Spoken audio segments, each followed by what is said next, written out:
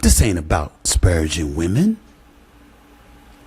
This is about people who've politicized everything, looking for an excuse to come at me because you don't like what I have to say. Mm-hmm. I'm going to put it out there. This is about a bunch of liberals, a bunch of Democrats coming for me. Yeah. Which is why I should be flattered, because you hear the footsteps, don't you? Yep. Yep. You know, at any given moment, I can decide to come at it. I can decide to run. Because with the stuff that I'm seeing, it wouldn't be hard to win. Oh, God. I would think with all the horrendous garbage that's going on in media, right? All of the swashbuckling sellouts, all of the chicanery, foolery, and all the BS that is aimed towards Black Americans, that attacks us as a community. I would think that the NABJ would have a lot more to focus on than Stephen A. Smith having some words about Joy Reid, a private person who lost a job, who's a multimillionaire doing fine. In fact, everybody on this list that you're talking about is fine. What I would think that the NABJ would do would be protecting average working class folks. But they don't, just like the NAACP, just like the Urban League, just like every other freaking organization that's supposed to be Black. All they do is cater to the elites and play damn stupid games of don't offend them, don't come for us, all this shit, talk to the hand bullshit. Yeah, the NABJ betrayed Black America with this foolishness. Nobody gives a shit what Stephen A. Smith had to say about Michelle Obama. She's still Michelle Obama, and Stephen A. Smith is not on her level. He should be able to criticize, but he's able to criticize her. Did he get derogatory? No. Did he name call her? No. He say some lewd shit? No. In fact, he didn't name call or get lewd with anybody on this list. So what are you talking about? Obviously, this is all about politics. It's all about who you don't want having the ability to open their mouth. How dare you talk about our privileged Black women? We protect them. You know who doesn't protect Black women? Cops. Institutions that won't hire them. Doctors that won't give them pain medication or adequate exams to save their lives. Child care providers that abuse their children. Teachers that abuse, neglect, and hurl insults at their children. Or that physically beat our children. And our older parents in nursing homes. All of the real shit that the NABJ should be on. Now, maybe this out of the purview of the NABJ, I don't know. But this right here seems like it's beneath anyone to make this a big issue. So we're going to keep going. I just don't feel a reason why I need to, not just come straight out with how I feel about it off the top. Okay, I'm not going to be unbiased in the situation. Yes, Stephen A. Smith deserves call-outs. I call Stephen A. out often, okay? I criticize Stephen A. because he deserves criticism. And I've been doing this for 14 years. I've earned the right. And whether I did it 14 years or 4 years or 4 minutes, if this is what you do for a living, and this is what I do for a living, I'm a professional. And I have a right. And even if I wasn't, it doesn't matter. Anybody with a phone who points it at their face can talk about anybody they want and talk about any issue they want to talk about. And you don't get to police who gets to provide criticism. And we all know you would not be criticizing Stephen A. Smith if he was talking about Republicans. We know that. He can say whatever the hell he wants to say about Stacey Dash. Y'all would just laugh. The common denominator here is Democrat. Yeah, that's what you care about. And for that does not make Stephen A. Smith a sellout. What makes Stephen A. Smith a sellout is that he doesn't call out Megyn Kelly, Sean Hannity, maybe not Sean because that's his friend, but, you know, everybody else, okay? That he doesn't call out Tommy Lauren or the plethora of horrible Republicans. Nancy Mace, man, if you haven't said shit about Nancy Mace and Megyn Kelly, you're dead to me. You're dead to me. These are people that deserve, look, I've been very critical of Jasmine Crockett, but if you ain't got content shitting on Megyn Kelly and Nancy Mace, you ain't doing your damn job. Because if she deserve it, they deserve it 3 times more.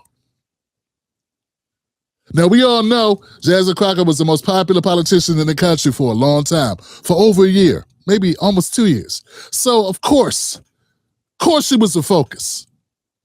Doesn't mean she's the worst offender that ever existed. It just doesn't. But we got people that are temperamental. You know, they walk around, they're rich as fuck, they're famous, but they have very thin skin. And they can give it, but they can't take it. Joy Reid being one of them. Give. But can't take nothing. Instead, will blackball you and try to destroy your life. And for what? For standing up. But see, Stephen A ain't standing up for black people. Stephen A standing up for a paycheck. Let's keep it real, okay? And that's the difference. Now, with that in mind, so yes, I'm willing to say this was bullshit, NABJ, BS. But I'm also willing to look at Stephen A. Smith and say, Stephen A. Smith is full of BS too. See how that works? Because it's true. Both things are true. They're both true. All right? Now, I saw this video by my brother Marcus Pharrell. And I'm going to play it because Marcus, you know, I know Marcus and I love his work. He's found a lane of doing these videos, man, and he's got all the liberals. And my thing about it was so many liberals retweeted it. Made me kind of wonder. Then I saw some that were kind of petty that wouldn't retweet it. They'd save it, post it, and tag them, which was like, you didn't want to give him money. Hey, D.L. Hughley, if you're going to take someone's content and share it with your audience, if you get paid off your Instagram, you should be sharing his shit, not taking it and tagging him. We got some scumbags, man. We got some scumbags. And I'm pretty sure, you know what I'm saying, that you knew it was going to do big numbers. If it's worth sharing, it's worth for the creator of it to make a couple dollars. All right? So how can you be such a well-off, established entity and be such a closed-minded jackass, man? Real talk, man. You know, these dudes talk shit. They use their story when they come up. They say how they came from the street life and they're not no punks. They live around people. They live in situations, and then they get a little money and they become straight up punk asses. How you gonna take money off that dude's table? How you gonna take bread out of his oven? How you gonna take steaks out of his freezer, man? It's because you don't want to support him. Anyway, back to my point. I'm gonna run the video. We're going to talk about it. Check this out. Quietly now. Beyond these hedges, one of the preserve's loudest tokens is already hunting. Notice how it stalks black athletes, black coaches, and especially black women, without wandering far from a television camera. Extraordinary. Welcome to the Sellout Preserve. Here, tokens exchange community membership for warm buttered biscuits lightly brushed with corporate approval. Our first token once survived entirely on sports. Now it roams through culture, politics, and delusional presidential daydreams. A tiny entertainment mouse whispers instructions into its ear. Occasionally, the token climbs the fence and watches black people living peacefully without blaming one another. Freedom appears possible. Then the mouse rattles the biscuit bag, and down it comes, back to work. Recently, black journalists presented this token with a ceremonial thumbs down. Instead of reflecting, it activated the preserve's oldest defense mechanism. How dare you call me a sellout while I am actively selling out? Magnificent gaslighting. Deeper inside lives the Author token. While the others sell out black people one television segment at a time, this one can sell out the nation before lunch. It nests among judicial robes, billionaire friendships, and luxury vacations. When offered a biscuit, it never asks who paid, only whether transportation was included. Nearby, another sports-shaped token has discovered that every American problem was caused by black people. Bank discrimination? Personal responsibility. Police misconduct? Personal responsibility. A hurricane? Black fatherlessness. Scientists remain baffled. Across the preserve, smaller tokens gather near podcasts and campaign signs. Whenever white supremacy enters the habitat, they protect it from criticism, blame the nearest black person, and receive another biscuit. Every evening, these independent thinkers repeat identical talking points and wait for the same mouse to ring the dinner bell. Nature is mysterious. Payroll is remarkably consistent. Thanks for visiting the Sellout Preserve. And remember, all tokens get spent. Wow, man. Now, give it up for that, man. Give it up for that. Jesus. Damn. You know, I don't totally agree with everything Marcus says here. Because I know, first of all, my bad, go see Marcus Pharrell. Marcus Pharrell. Just like Tammy Terrell, it's Marcus Pharrell, okay? Go find him on Instagram and TikTok. I know he's on those two platforms. He may still be doing a show with Ben Dixon and Mayor. And I don't want to get his name wrong, so let me just leave it there. Here's the deal. See, I don't have a problem with Marcus Pharrell calling out Stephen A. Smith. Fine. This was more disparaging than anything that Stephen A. Smith said about the ladies. Right? I mean, way more disparaging. This was personal. Yeah, nothing's more personal than calling someone a raccoon if you're black. Okay, nothing more personal than that. And for some reason, so let me get this right. The way we hit at Stephen A., and I got no problems with it, call him out, but you're going to act super temperamental when he has something to say. It's obvious that Stephen A. is playing both sides. This is obvious. Stephen A. is both sides. Just because I disagree with Stephen A. Smith saying a lot of BS in order to prop up Republicans and conservatives does not mean that I agree with the tactics of the liberals, because they call me the same thing they call Stephen A., even though I went after Tommy Lauren, even though I went after Megyn Kelly.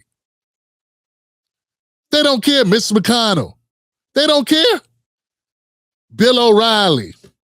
I used to go after Bill O'Reilly all the time until he became a non-factor, right? They don't care. If you say something about Joy Reid, even though she was shitting on black grassroots for years, black people tell me, like they're looking out for me, Tim, don't call out black people. They don't say don't call out black people that are doing good work for us. They say don't call out black people, period. So they'll allow black people who are horrible, like Stephen A. Smith, in their politics. They will allow certain black people to be horrible in their politics without any punishment, without any retribution, without any call out, without any holding them accountable. Zero accountability if they rock with you.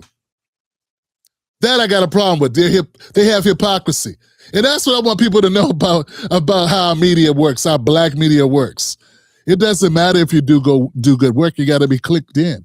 And if you ain't clicked in, just like high school, your ass is grass. This is how it works. And if you are somebody dumb enough to think you can have ethics and that people will understand, because you're not just name calling, you have a disagreement on a particular topic or issue. You're not going at their personal lives. You're talking about their stances or their politics. Still not good enough. Still not good enough. They will never give you credit. And it's just what I've accepted that black media and I'm wondering, I'm hoping it's the same with white media. But I have a feeling it isn't quite the same because it seems like it's so much of crab in a barrel type mentality and such thin skin and such who's on the mountaintop, who's got proximity to the powerful, that it's just a bunch of lame, petty, backstabbing, and blackballing. And it's easier to blackball us because there's less places to go. I like Marcus Pharrell. I appreciate his work. I'm glad he put this out because it starts a conversation, but I disagree that Stephen A. Is as dangerous. I mean, in fact, I don't even think that many black people. I just don't think. I've been dealing with this, guys. I do not believe that black conservatives are really a threat to black America. I believe the threat to black America are black liberals, because ain't nobody black really listening to black conservatives except white people. All the black conservatives are doing is picking up money from delusional white folks who are dumb enough to think that's really how they feel. But these are black people who have decided they want to get a bag, and they know where to get the bag.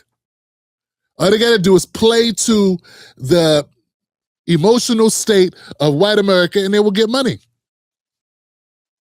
So I do not feel that those black conservatives are all that dangerous. What's dangerous is a Joy Reid with the humongous platform.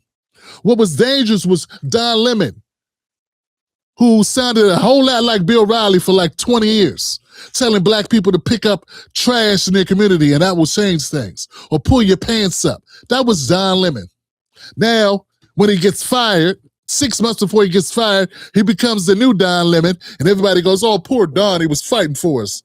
Yeah, but I've been here watching Don Lemon take a dump on black people. So all I'm saying is, Stephen A. Smith has been a hypocrite for a while, for a long time, right? And his entry into politics seemed like a guy who just saw what was going on and said, ooh, I know what works. And that's what he did. And as off-putting as that is whatever you classify that as being, whatever negative label you want to put on that, that ain't much different than what these liberals do. They do the exact same thing.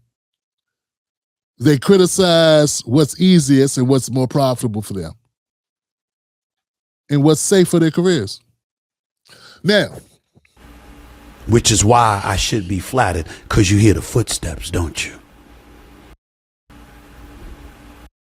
You know, at any given moment, I can decide to come at it. I can decide to run. Because with the stuff that I'm seeing, it wouldn't be hard to win. Oh, God. Either you're going to be an independent solo operator who just calls it out, who actually does straight shoot, or you're not. I don't think that you're living up to your own name, sir.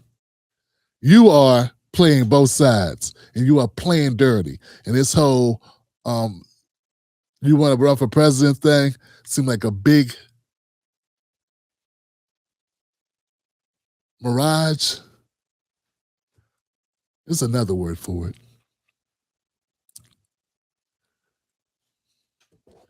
It seems like a scam. It just does. You can't be that stupid. But okay, maybe you are. All right, then, maybe you are. All right, then. Look, folks, let me know what you think about this. What do you think about Stephen A. Smith? I mean, I've stated my point. I don't think I can make it any clearer. To go on with just be beating a dead horse. Stephen A. Smith, if they're going to call him out, they should call him out for the real points, which is playing both sides of the fence and being a lapdog for conservatives. And if you ain't going to call him out for what he did to Kyrie Irving, Jesus Christ, I mean, what are we talking about? He said something about a politician. We've all said things about politicians.